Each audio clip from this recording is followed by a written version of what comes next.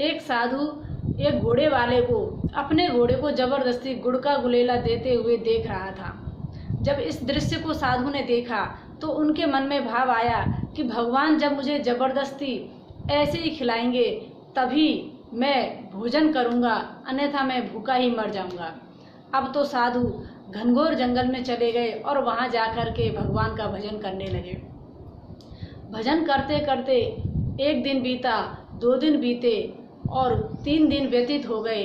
तो भगवान को दया आई कि ये बिना भोजन के मर जाएंगे और इनका प्रण है कि जब तक मैं इन्हें नहीं खिलाऊंगा तब तक ये नहीं खाएंगे।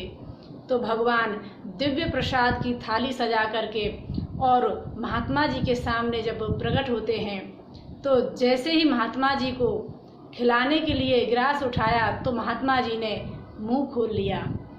अब तो भगवान वहीं पर अंतर ध्यान हो गए, क्योंकि महात्मा जी का प्रण था कि जबरदस्ती खिलाएंगे तभी मैं खाऊंगा। अब तो महात्मा जी की प्रतिज्ञा टूट गई तो भगवान अंतर ध्यान हो गए। अब वे तड़पने लगे कि भगवान कहाँ चले गए मुझे बिना खिलाए।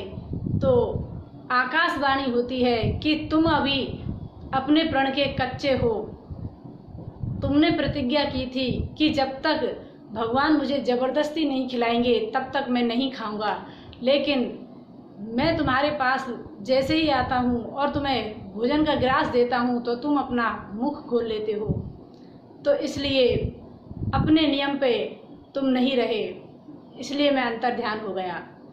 तो भगवान जब अंतर ध्यान हुए तो महात्मा जी को बहुत दुख हुआ। आकाशवाणी ने कहा कि अब जिद मत करो और भोजन पाओ।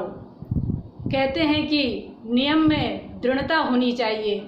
यदि जो नियम हम नहीं कर सकते तो ऐसा नियम हमें नहीं लेना चाहिए। महात्मा ने नियम भी लिया, भगवान उनके समक्ष प्रकट भी हो गए, लेकिन एक तो भगवान और दूसरा दिव्य प्रसाद देखकर उनसे रहा नहीं गया। भगवान जैसे ही खिलाने के लिए उनके समक्ष आए तो उन्होंने मुख खोल लिया।